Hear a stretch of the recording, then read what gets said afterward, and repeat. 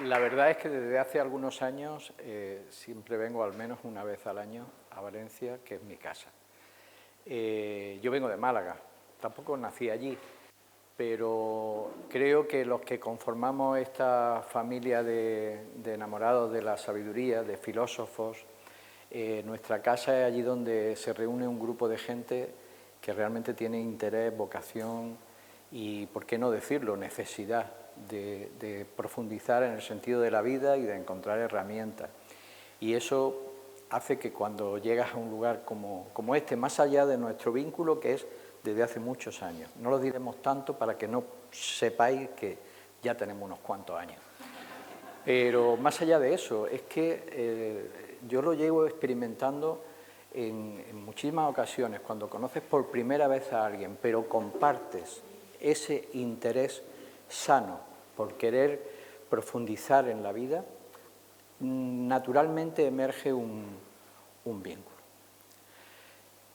De toda la retahíla de historias que ha dicho currículum, bla, bla, bla, quedaros con una cosa, porque para mí es lo único importante. Lo demás son sistemas para que te escuchen de entrada.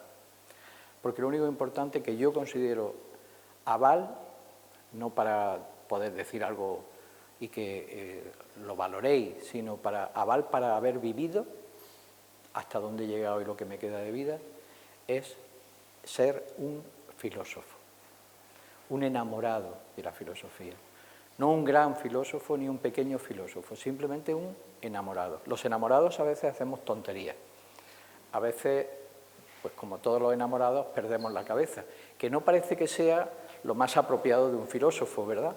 Porque nos han hecho pensar que el filósofo es aquel que aborda todo con la razón, ¿no? Una razón sesuda, analítica. La razón es fundamental, es muy importante, sí, pero no es nuestra realidad completa. Y de hecho hay elementos que ahora los veremos, mucho más allá de la razón, que realmente nos pueden dar las riendas de nuestra vida y nuestra forma de aproximación a los demás y a los misterios de la propia existencia. Ignoro la razón que les ha traído. Obviamente hay una convocatoria y hay algo que destaca por encima de todo, que es el estoicismo. Probablemente algunos de ustedes ya conocen elementos del estoicismo, habrán leído algunos de los estoicos más famosos, cuyos textos han llegado a nuestros días y siguen siendo hoy en día, eso que es tan famoso, tan importante, ¿no? Bestseller, están en todas las librerías, siguen 2000 años después inspirándonos. Posiblemente muchos de ustedes lo hayan hecho, ya están en contacto y familiarizados con el estoicismo. Algunos tal vez sepan mucho más que yo. Yo no es que tenga un conocimiento histórico profundo, detallado de todas las diferentes matices que el estoicismo desplegó. Otros, tal vez porque han escuchado que efectivamente hoy se habla de estoicismo, quieren saber de qué va esto del estoicismo. Pero lo cierto es que se ha producido en el momento actual que vivimos, en las últimas décadas, un interés creciente por esta corriente filosófica y creo que tiene un sentido, una razón de ser que responde a una necesidad histórica. No es la primera vez, es decir, a lo largo de la historia de la humanidad, aunque ahora estamos hablando de Occidente, cada vez que hay momentos de crisis, momentos donde los puntos de referencia, los elementos relevantes de la sociedad se derrumban como modelos, donde crece la desconfianza, donde las estructuras sociales también pierden valor para el conjunto de la población, surge una mirada hacia atrás, surge una necesidad de buscar en nuestro ancestro, en nuestra experiencia como humanidad, en nuestra memoria, en nuestro patrimonio de vivencias, puntos de referencia. Y hay algo que siempre ha estado ahí, que son los clásicos. Los clásicos lo son precisamente porque han perdurado, porque han creado escuelas, porque han servido de referencia a lo largo del tiempo. Y siempre son una fuente de inspiración. Pero lo que me gusta es que esa mirada hacia atrás, esa búsqueda de referencias, no es una huida. Porque bien podría suceder que a una persona que no le gusta el tiempo en el que vive, o que se ha decepcionado o ha vivido situaciones duras y difíciles, culpando a su presente, huye hacia el pasado. Algunos huyen hacia el futuro, en una especie de locura fanática, ¿no? Pero no es eso lo que está pasando. Y no creo que sea lo que le esté pasando a ninguno de aquí. No es tampoco la razón por la que yo hurgo, trabajo, como lo hace nuestra institución compartida, ¿no? Nueva Acrópolis, en los filósofos antiguos. No, es porque realmente suponen una fuente de inspiración atemporal. No siguen siendo válidos, porque se dirigían a aspectos del ser humano que son universales, que han estado siempre presentes y siguen estando presentes, y por lo tanto nos reconocemos en lo que leemos, nos reconocemos en sus consejos, en su vivencia, en su enfoque. Reconociéndonos, los traemos a nuestro presente para proyectarlo hacia el futuro, porque en el fondo, y estoy convencido que todos los que estamos aquí lo estamos porque queremos proyectarnos al futuro. Queremos no solo vivir con sentido nuestro presente, sino que ese presente, esto que estemos haciendo hoy con nuestra vida, con nuestra relación con la sociedad, sea constructiva. Es decir, que el día de mañana yo pueda sentir que he crecido interiormente, que he crecido como persona, pero que también he contribuido, más allá de las grandes fuerzas que muevan a la sociedad y que muevan la historia, pero que yo he contribuido a ser de los constructores de la humanidad, de los constructores de la sociedad, y no de los destructores, y tampoco de los pasivos, que simplemente ven cómo las cosas se levantan o se derrumban, que por desgracia suele ser la mayoría y la parte que más sufre, ¿no? Porque el que se esfuerza, y esto es muy estoico, el que se esfuerza por cambiar las cosas a mejor, aun cuando sufra bastantes embates, sufra adversidades, no lo sufre igual. No lo sufre igual porque su actitud ante la vida es la de un constructor, un luchador, y no la de una víctima. Y aun cuando viva las mismas circunstancias que esa persona que siempre está lamentándose de su pobre existencia y de la maldad y la corrupción que le rodean, sin embargo, como el enfoque es distinto, cuando uno está en el empeño, en el esfuerzo, desplegando todo su potencial para mejorarse y mejorar el entorno, no duele igual. Porque el dolor o la indignación ante la injusticia no podemos pensar que no duela, pero es distinto, creo que es diferente. Bueno, lo que voy a hacer en esta breve charla, lo de breve entre comillas, pues no sé lo que va a durar.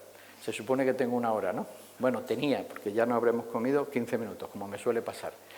Es esbozar básicamente, con un poquito de orden, los fundamentos de esta corriente llamada estoicismo, que existió hace 2000 años, que nació en Grecia, en el tercer siglo antes de Cristo, que tiene su mayor desarrollo y esplendor en Roma, pero que yo no voy a hablar de la historia, sino de qué elementos constituyen ese eje de pensamiento, más que de pensamiento, de vivencia, y veremos que el concepto de filosofía en el mundo clásico no es una elucubración intelectual, sino una forma de vivir, un estilo de vida que contempla unas ideas, un valor sobre las cosas, ¿no? Y que, viendo ese recorrido básico sobre los planteamientos estoicos, pues podamos tener una idea que nos permita ir hacia ellos, porque yo recomiendo ir a los textos. Es verdad que hay una literatura cada vez mayor de gente que está abordando, y algunos con mucho acierto, pues aspectos de ayuda, de referencias psicológicas para desarrollar ciertas fortalezas humanas y que están inspiradas en los estoicos, y además lo dicen, que esto también es de agradecer, o sea, que hablen de las fuentes. Pero yo recomiendo ir a las fuentes. El que no haya leído a Marco Aurelio, el que no haya leído a Epícteto, el que no haya leído a Séneca,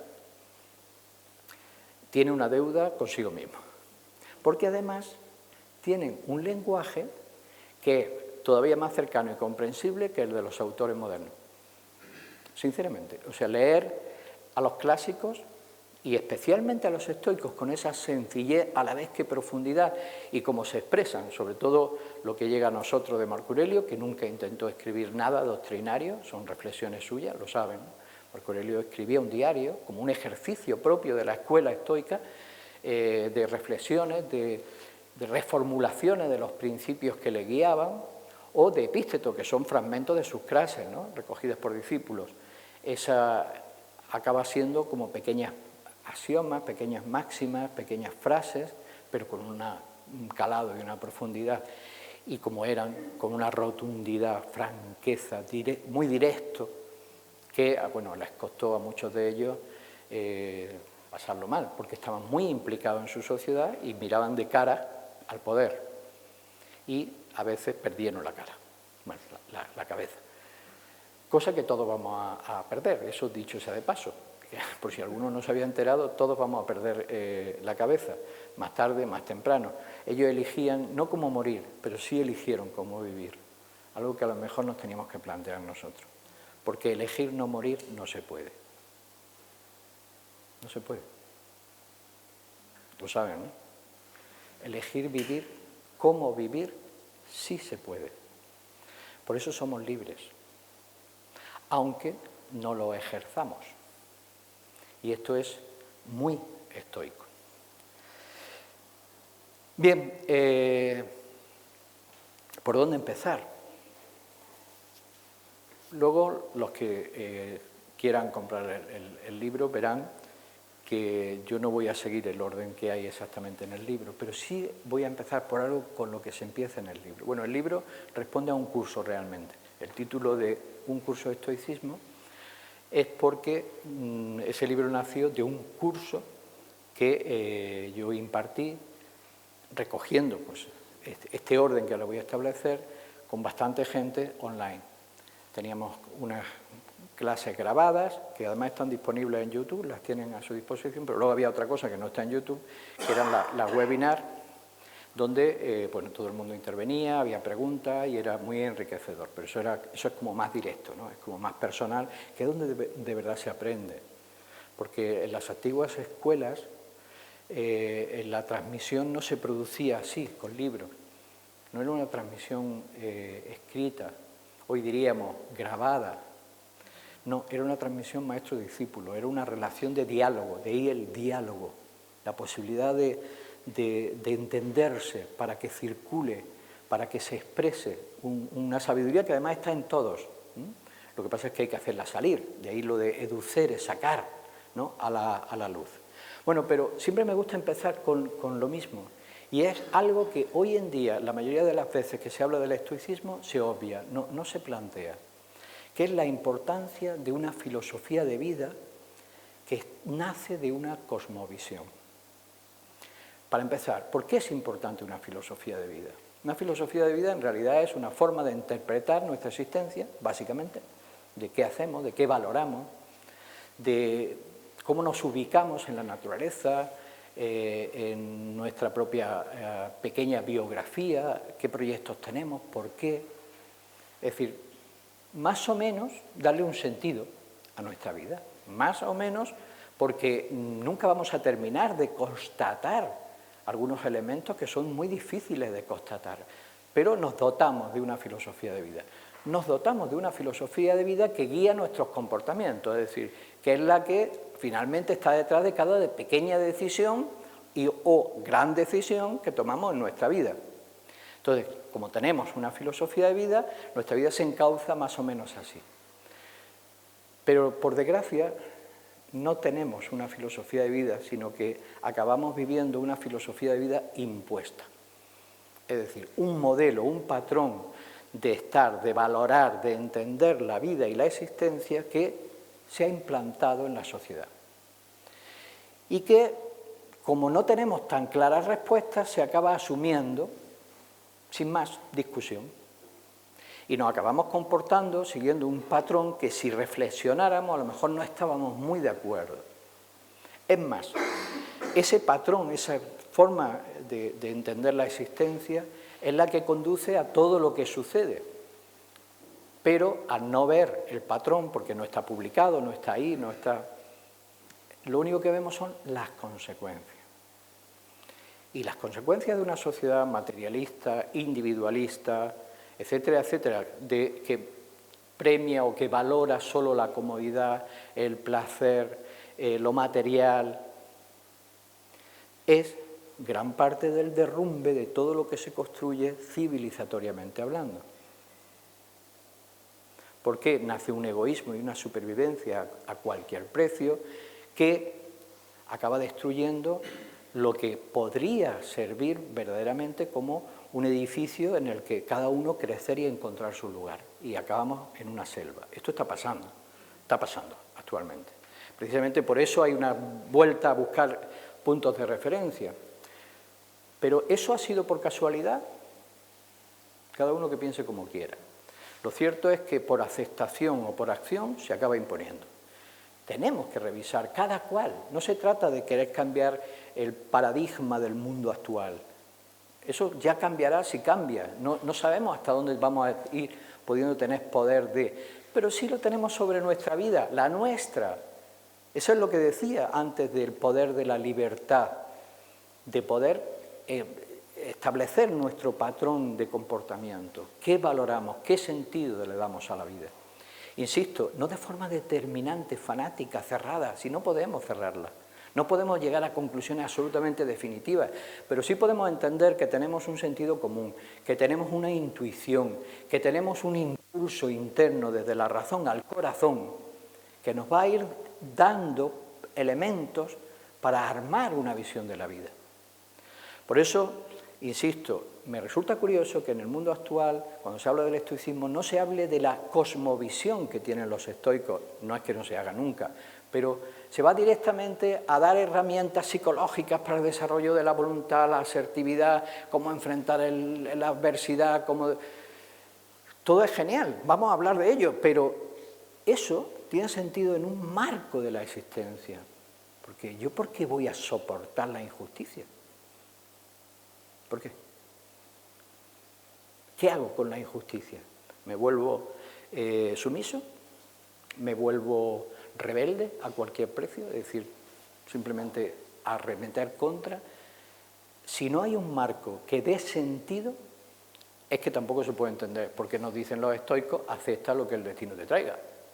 ¿Y usted, por qué voy a aceptar yo lo que me trae el destino? Solo se puede entender en esa cosmovisión. ¿Y cuál es esa cosmovisión?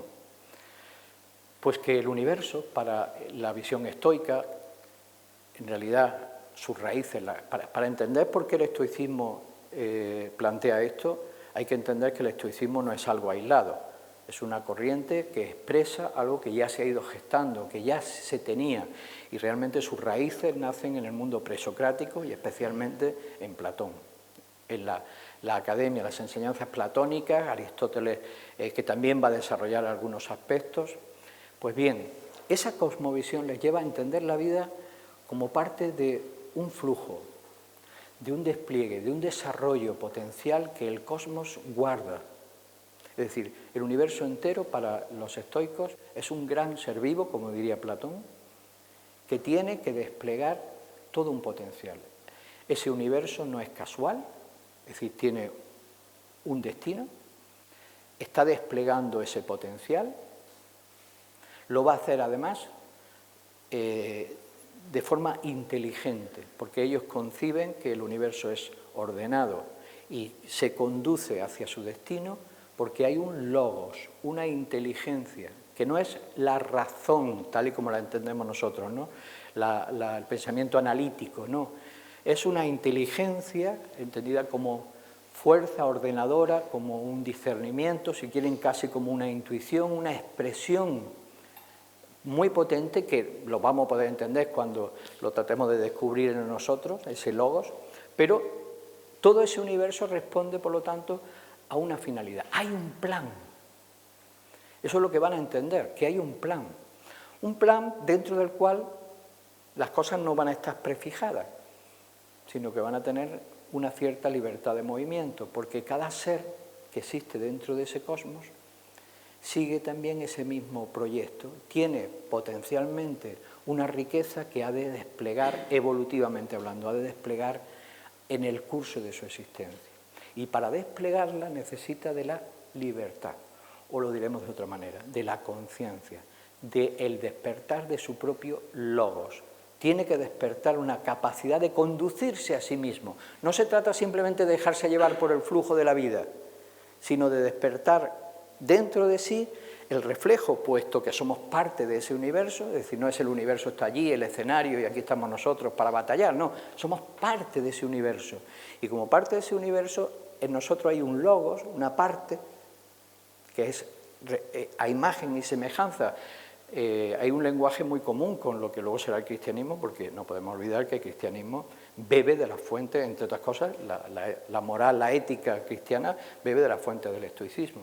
Pues bien, en nosotros habría también un principio de logo, una inteligencia, una conciencia profunda, capaz de conducir pero dormida, latente, que en el animal todavía no está activa. Además, los estoicos dirán así, es decir, el animal se guía solo por su impulso instintivo. La hormé, el impulso para llegar y conseguir algo, nace de sus instintos. Pero en el ser humano, que debería de superar esa condición animal, claro, ya está hablando de escalones, ¿no? Está hablando de pasos evolutivos, en el ser humano no debe de ser el impulso instintivo el que tome las riendas. Tiene su valor, pero no puede ser el que tome las riendas. Las riendas debe de tomarlas un logos, una conciencia que vaya emergiendo, que vaya apareciendo. ¿Por qué? Porque desde esa conciencia es que se van a poder activar, se van a poder desarrollar todas las cualidades que a modo de pequeñas semillas se tienen que desplegar. Hay un modelo, antes he hecho un comentario, pero es verdad, José Manuel, que yo suelo viajar, creo que lo he echado. Sí. Hay un ejemplo que a mí me gusta para poder entender esto, pero a veces no hay nada como los símbolos y no hay que inventar símbolos. La naturaleza está llena de símbolos. Y es un símbolo, es una imagen, una forma a través de la cual nosotros accedemos a un significado que tiene diferentes niveles de profundidad y cada uno va a entender lo que de alguna manera sabe o está preparado para leer en el símbolo. El símbolo que yo os traigo para entender esa idea del ser humano como proceso de despliegue, de desarrollo, de despertar, es esto. Y si se lo pasan, no va a haber para todos. Pero cojan cada uno una. Es una nuez. Bueno, ya he revelado el secreto. Iba a preguntar qué es. Coger, pasároslo. Si me deja una.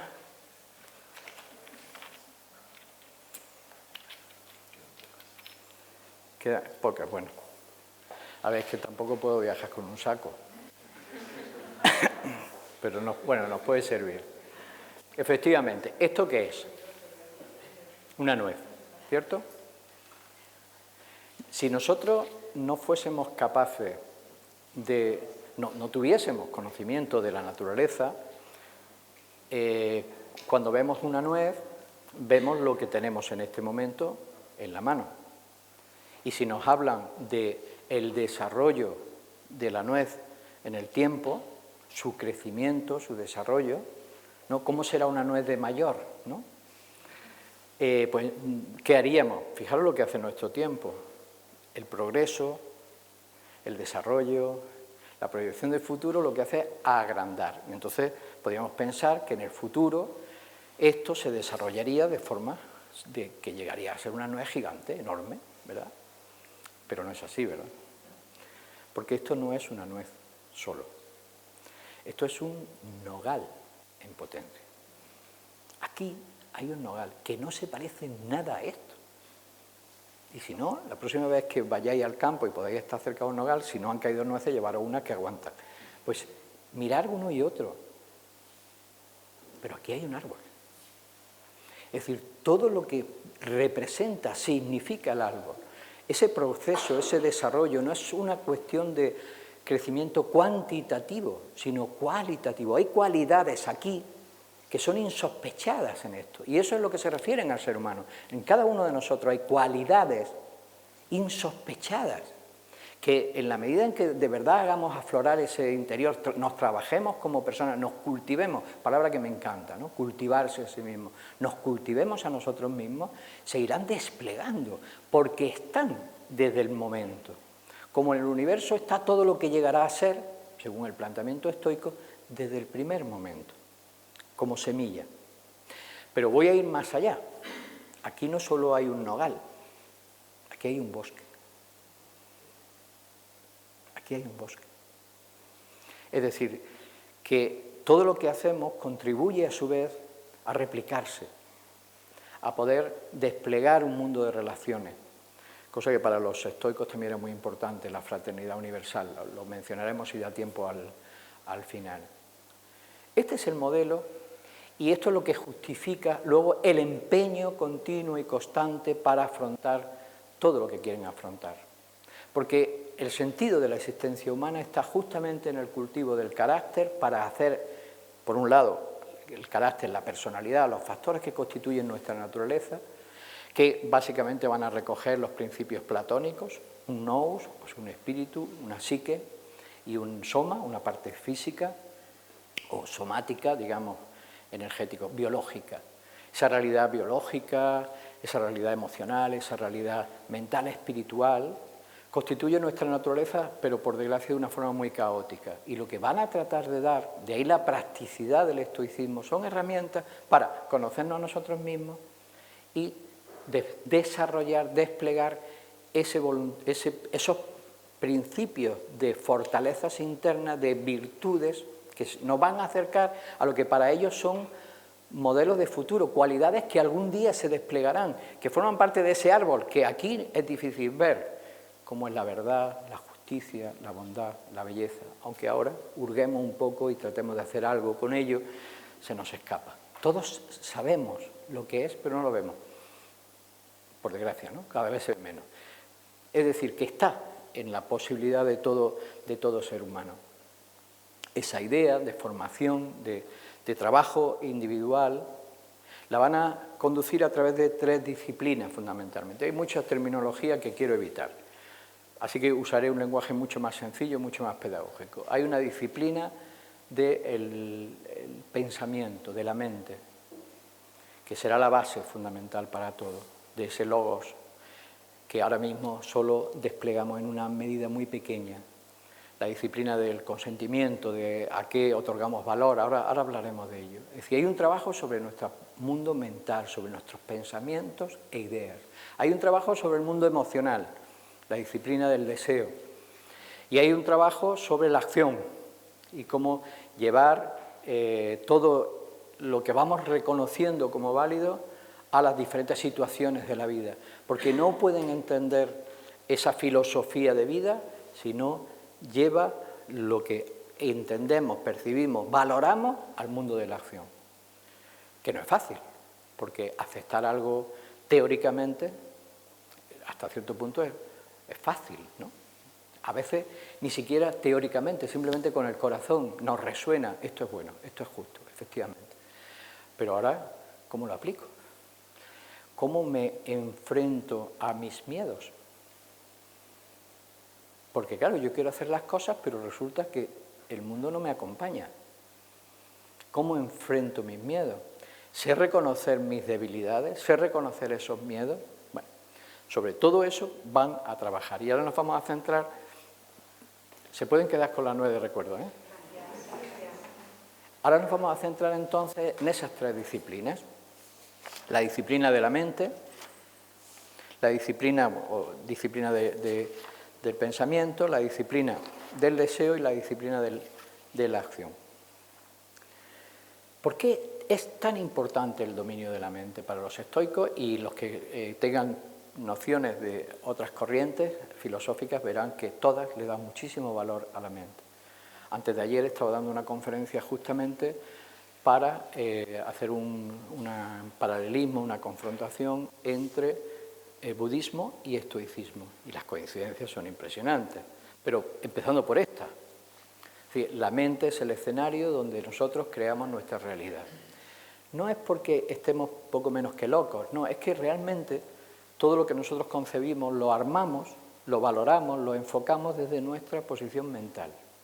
Eso los estoicos lo tienen muy claro, y puesto que el logos debe de ser un principio rector desde el pensamiento ordenador, es muy importante que tengamos una mente ordenada.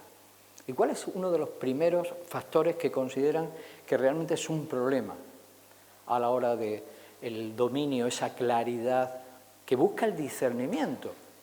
Es decir, saber reconocer lo que es esencial, de lo que es secundario, lo que realmente es importante, a dónde nos conducen las cosas, cómo se arma la vida y qué hay detrás de los fenómenos. La ciencia nos va a explicar los fenómenos, pero no el por qué, nos explica el cómo.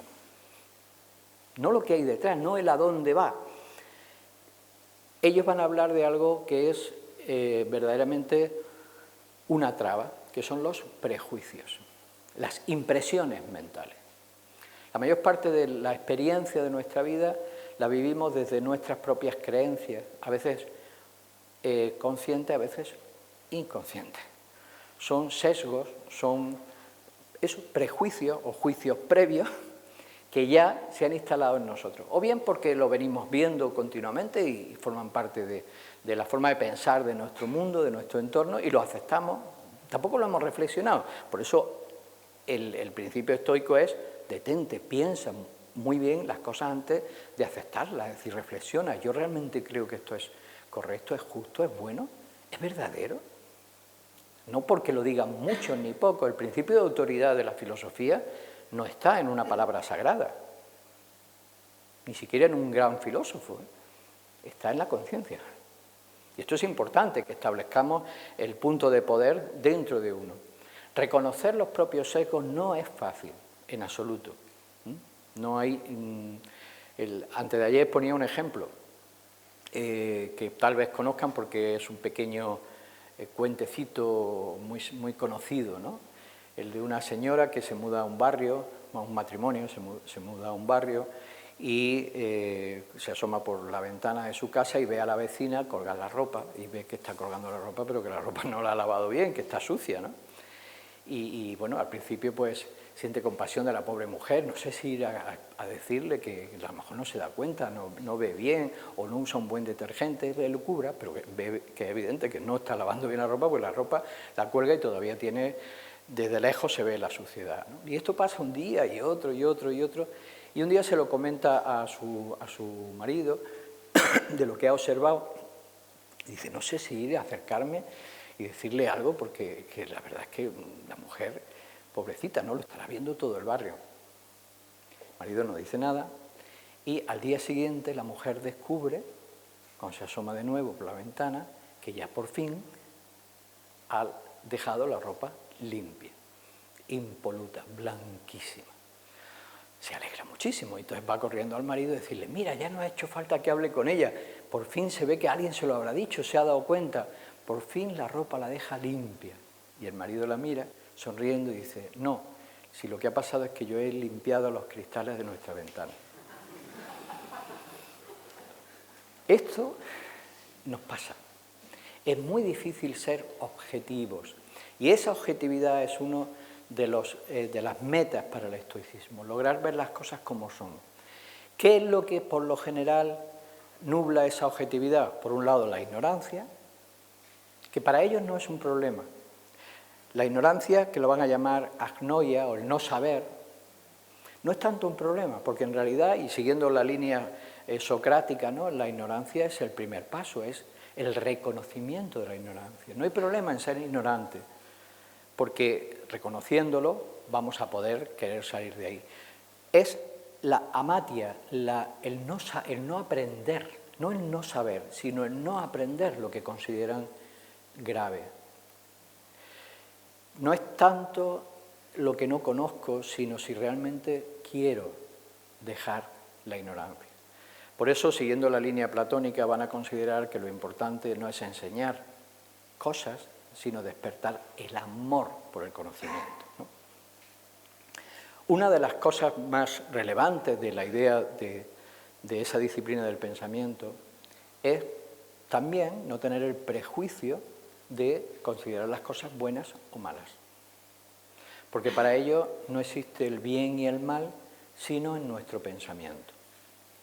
Pensad que, puesto que consideran que el universo está regido por un logos, que tiene un sentido, va en una dirección, todo lo que sucede está dentro de ese logos, de ese orden.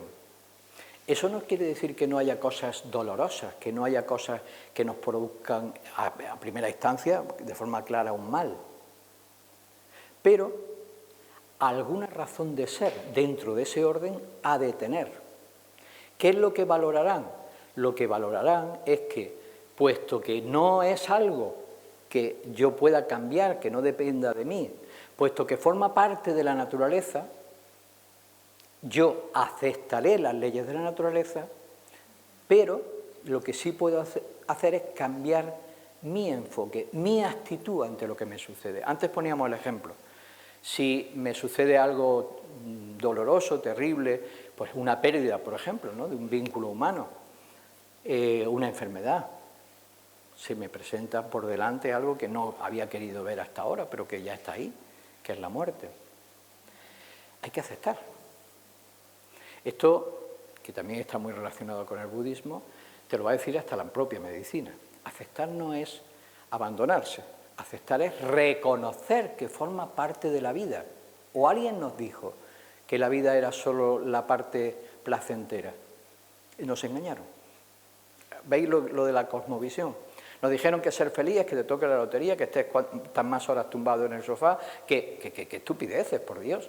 Si es mentira. ¿Alguien conoce a una persona que se pase muchas horas tumbada en el sofá que sea feliz? Entonces, ¿de dónde sacan esas tonterías? ¿Alguien conoce a una persona que le haya tocado la lotería y que por eso haya sido feliz? ¿A nadie conoce a nadie? ¿Pero porque no le ha tocado la lotería o porque realmente no le hace felices? No hace felices. Cambia el tipo de problema.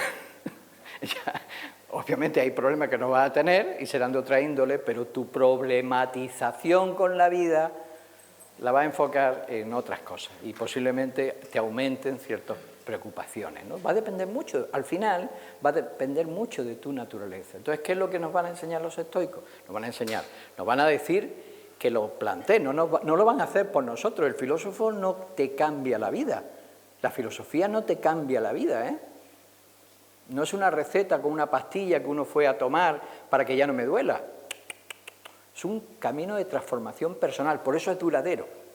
Por eso dura. Lo que se construye con filosofía dura toda la vida, porque no es un remedio de receta en absoluto.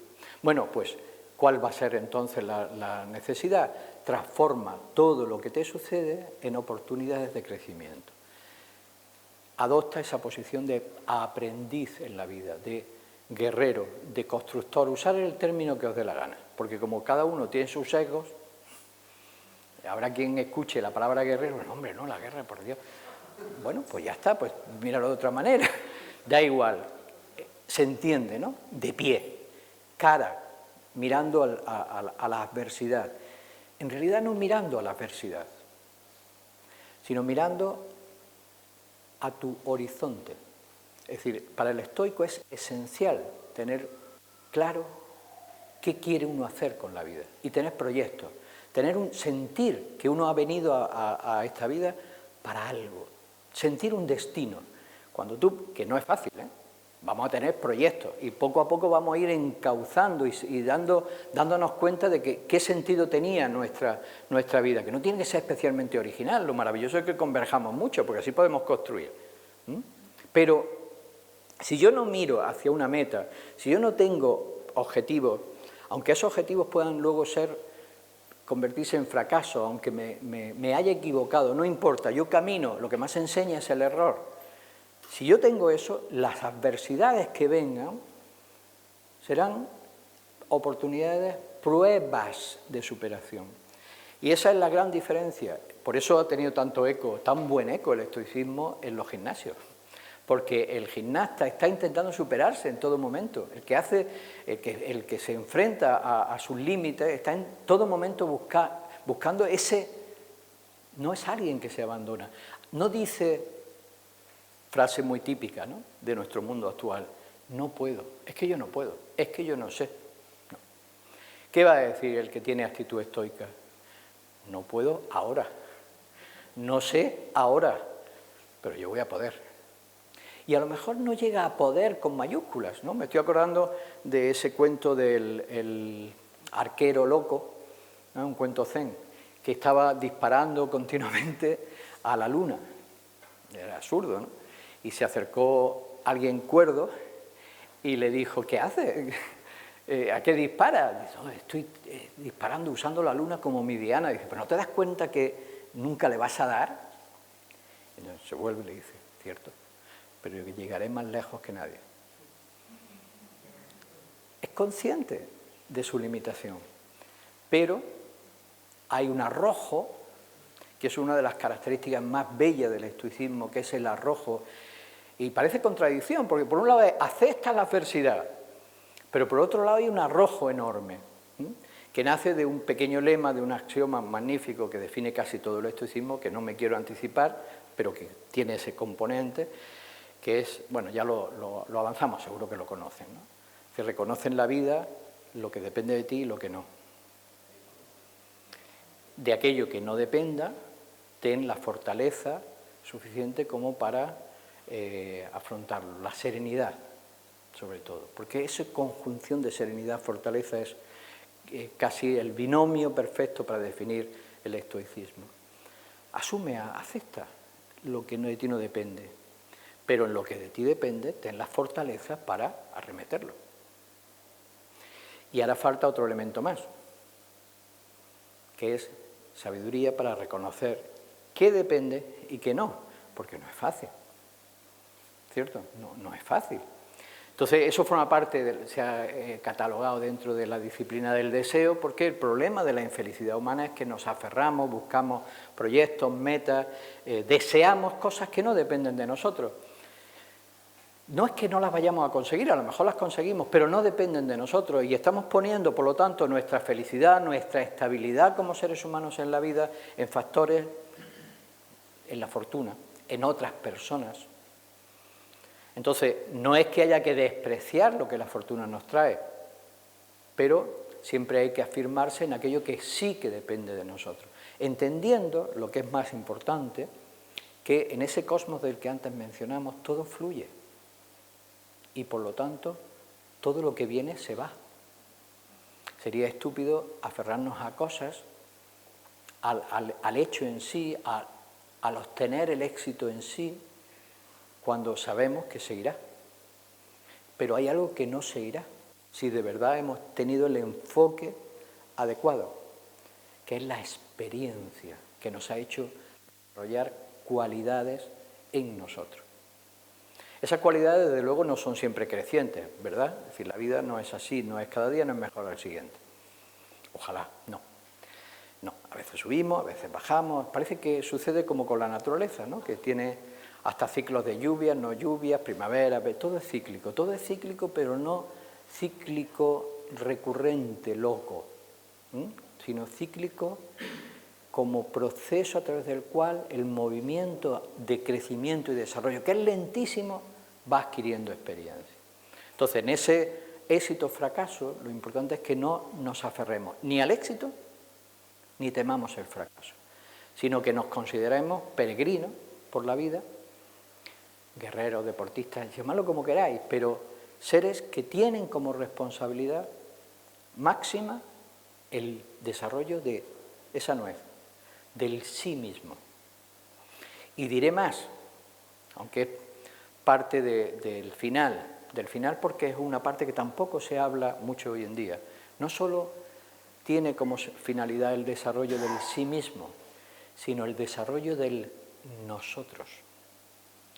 Porque consideran a la humanidad como una familia, por eso toda la humanidad. Ese sentimiento fraternal de que todos los seres humanos formamos parte de una gran familia, le lleva a sentirse comprometido con su tiempo, comprometidos con su sociedad, con su ciudad, la polis. Luego Roma será el imperio, da igual, pero es construir civilización, construir elementos a través de los cuales los seres humanos puedan realizar lo mejor de su condición, en arte, en ciencia, en política o lo que es la convivencia, el arte de conducirse, en religión, lo que construyamos, que mire en el sentido unificador y constructivo. Es decir, que realmente saque lo mejor, pueda ayudar a lo mejor de los seres humanos. Por desgracia, la civilización la vamos a valorar cuando la perdamos. Pues no tenemos ni idea de lo que supone que una civilización se hunda, ¿eh? Ni idea. Y no tiene nada que ver con las peliculitas, no, muchísimo más terrible, muchísimo más terrible. Esperemos que no pase nunca, que como mucho tengamos ciclos, ¿cierto?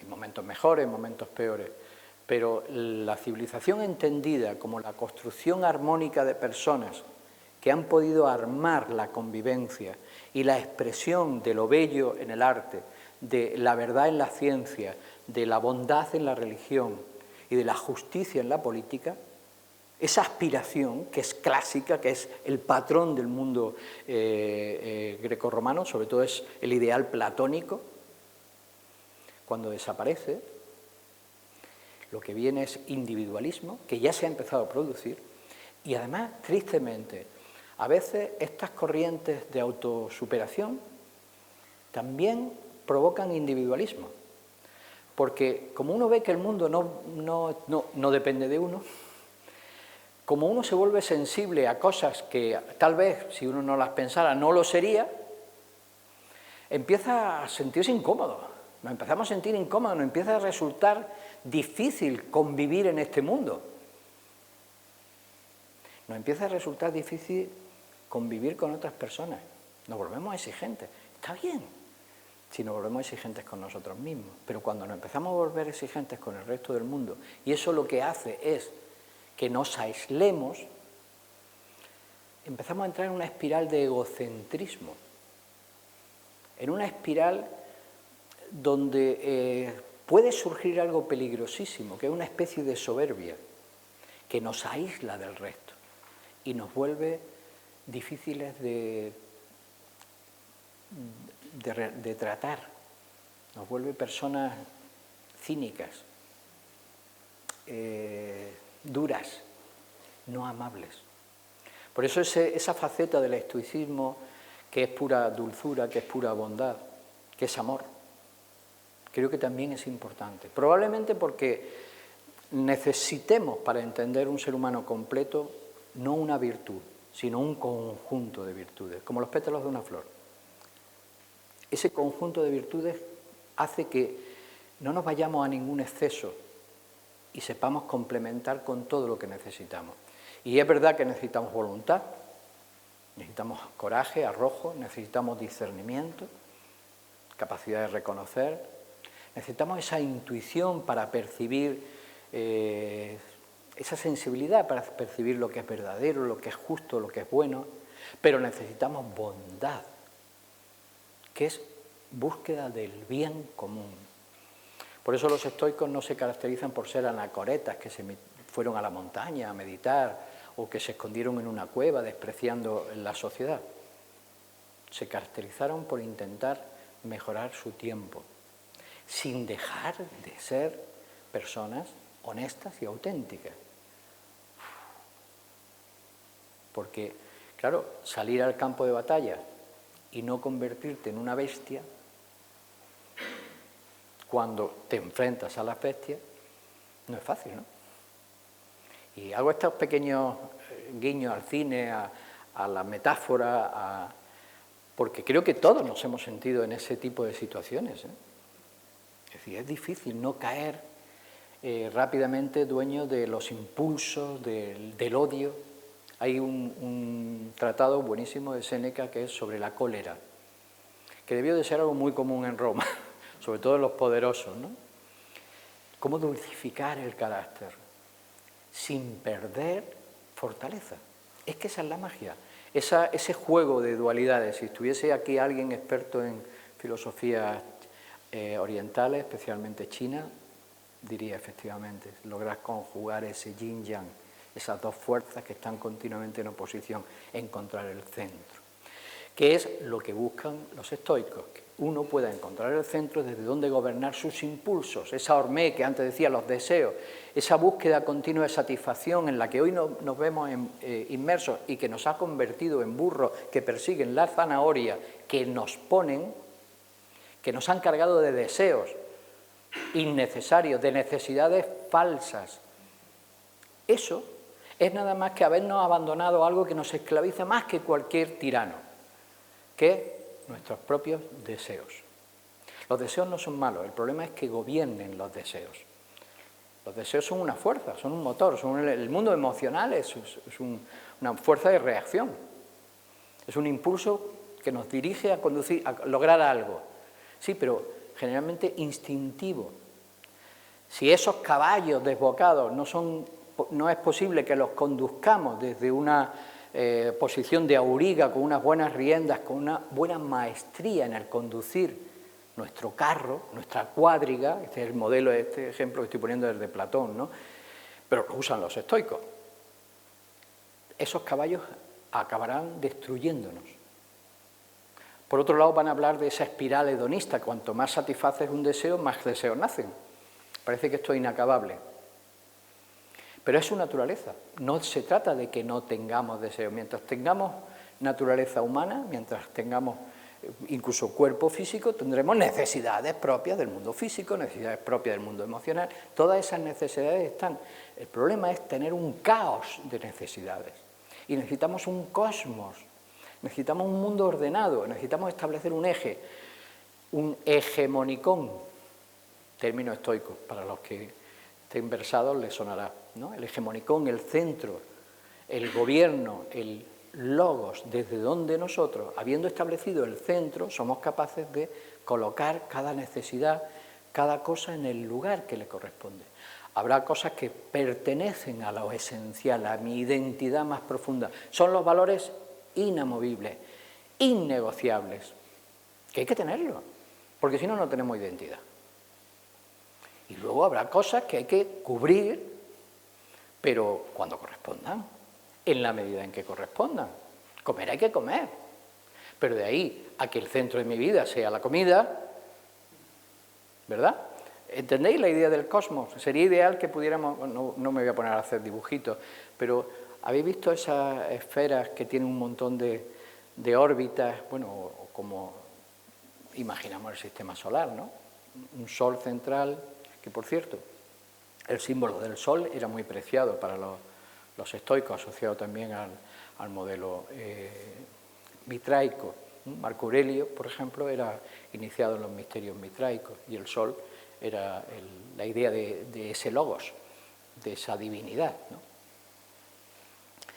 Bueno, son muchas más las cosas que podría abordar. Hay una frase, esta frase del 1800 y algo, escrita, acuñada por Reinhard Niebuhr, pero es una de las, se llama oración del estoicismo. Yo más bien lo veo como una especie de lema, ¿no?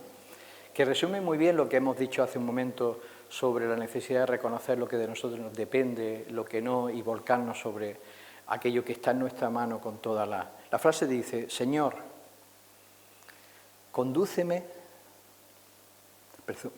Señor, concédeme serenidad para aceptar todo aquello que no puedo cambiar.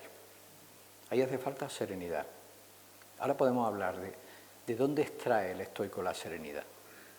Concédeme serenidad para aceptar lo que no puedo cambiar. Valor para cambiar lo que soy capaz de cambiar. Eso es lo del coraje. No hay resignación, ¿eh? No hay resignación. Y sabiduría para entender la diferencia. Porque hace falta una gran sabiduría para saber realmente qué depende de nosotros. Hay una serie de elementos que los estoicos van a dejar muy claro que dependen de nosotros. De nosotros dependen nuestras virtudes. Depende nuestra capacidad de desarrollar el discernimiento, depende nuestra capacidad de honestidad, son factores internos que además, curiosamente, nadie nos puede robar. Podemos ser ejecutados de la forma más vil y ser libres. De esa forma. Porque el concepto de libertad para el estoico no es que yo pueda hacer lo que quiera, sino que sea realmente dueño de mí mismo Y ese mí mismo es mi conciencia, mi mente, mi enfoque interior. Desde ese punto, la libertad está en desarrollar la capacidad humana, no tanto que me den la oportunidad de elegir, sino que tenga capacidad para elegir. De tal suerte que a mí me pueden dar a elegir todas las opciones. Bueno, además estamos en una democracia y se supone que somos libres. No vamos a entrar en comentarios, pero se supone que somos libres. Vale, supongamos que de verdad tuviésemos todas las opciones sobre la mesa, ¿no? Que ya es mucho imaginar. Diferentes posibilidades, aunque todas parezcan diferentes ahora, son la misma casi. Pero imaginemos que tenemos un montón de caminos para elegir. Si yo no sé a dónde conducen, si yo no tengo discernimiento, si no tengo capacidad para elegir, si yo estoy con una venda que me cierra la mirada, ¿de qué sirve que yo pueda elegir? Que me den la oportunidad. Tengo que sumar algo más, está genial que me den la oportunidad, pero primero necesito tener capacidad para elegir. De ahí que Platón, cuando va a hablar de la libertad y de la condición humana, usa ese mito de la caverna, que algunos lo conocerán, donde justamente sitúa al ser humano en la ignorancia como esclavitud. Lo que esclaviza no son los tiranos, es la propia ignorancia, es el deseo que se ha apoderado de nuestro discernimiento, porque son nuestros miedos, deseo y miedo es lo mismo, ¿eh? ¿Nunca lo habíais pensado? El miedo responde a los deseos, a los apegos.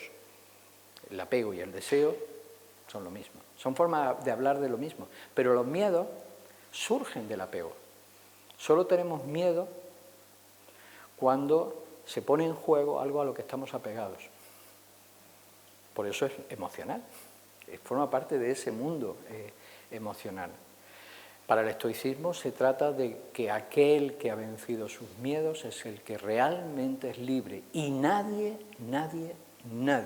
ni el mayor de los emperadores tiranos, hay emperadores que no son tiranos, dicho sea de paso, ahí tenemos a Marco Aurelio, el mayor de los dictadores, da igual, llamémoslo como queramos, porque puede ser uno o puede ser la mayoría, tiránica, y que no es la cuestión de una persona, es la falta real de amor a los demás. No se está gobernando para los demás, está gobernando para sí. Eso lo puede hacer alguien que ha llegado por familia, por lo que fuera, o por elecciones, da igual. Uno es realmente libre cuando ha establecido dentro de sí el gobierno, no fuera. Cuando el punto de referencia está dentro y ha controlado sus miedos. Y el miedo que más importancia le vamos a dar a todos los seres humanos y que forma parte de uno de los principios estoicos más conocidos actualmente, el memento mori, recuerda que eres mortal, el miedo a la muerte, que hay que aceptarla. Pero no aceptarla como una resignación, sino para entender que si existe tendrá su sentido. Y es curioso, ningún estoico dejaba por eso de valorar la vida. La vida era sagrada, pero la muerte también. Qué bonito. Para ellos, lo importante no era morir, era cómo vivías. Porque morir, vamos a morir todos. Si puedes elegir el momento de morir, ¿podemos elegirlo? ¿Qué va? Estamos súper empeñados en alargar la vida como sea. Bueno, forma parte de un poco la esquizofrenia de nuestro tiempo moderno, no porque no sea bueno paliar el dolor de alguien, no, obviamente, pero la muerte va a estar ahí. Luego habrá que integrarla, encontrar por qué significa, qué valor tiene. Mientras pensemos que la muerte es lo último, ya no existe nada más. Los estoicos, de forma pública, porque conociendo los misterios mitraicos, conociendo la formación de un Cicerón o un Séneca, son neoplatónicos. También, obviamente, tienen un sentido de la naturaleza humana de una parte que trasciende la muerte. Es decir, consideran que hay una inmortalidad, hay una parte inmortal, que además vuelve. No está de forma explícita en ningún texto que conozcamos la idea de la reencarnación. pero sí lo está en las escuelas mistéricas de las cuales algunos forman parte. El caso de Marco Aurelio con los misterios de Mitra, así es. Es decir, esa idea de desarrollo a lo largo del tiempo, de desarrollar y sacar nuestras cualidades, de crecimiento, de evolución espiritual y de nuestro propio logos, no es en una vida solo, es en una secuencia de varias o de muchas, de un largo proceso de vida.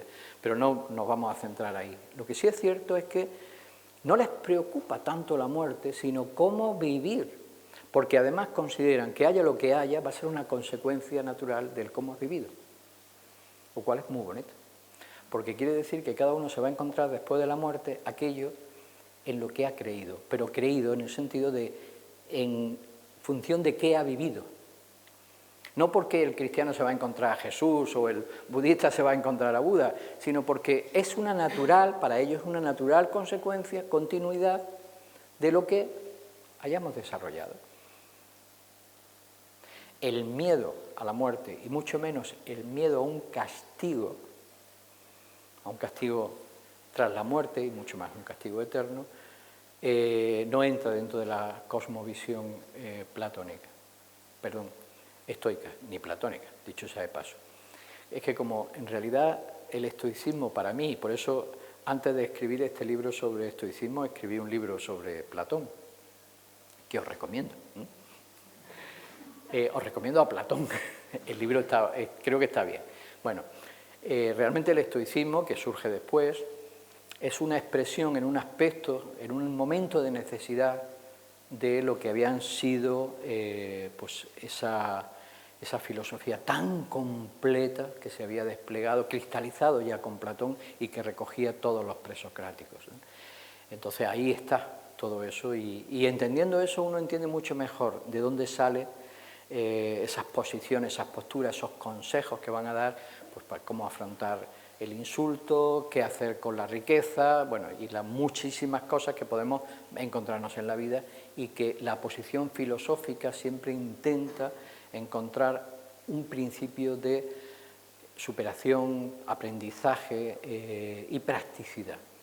Las cosas llegan a nosotros y se irán, pero deben de dejar un pozo constructivo. Lo importante no es qué tenemos, es qué hacemos con lo que tenemos. Tener no conduce a nada.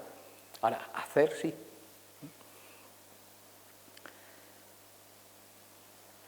Hablaba de la disciplina del comportamiento. Ya voy a terminar. ¿Qué hora es?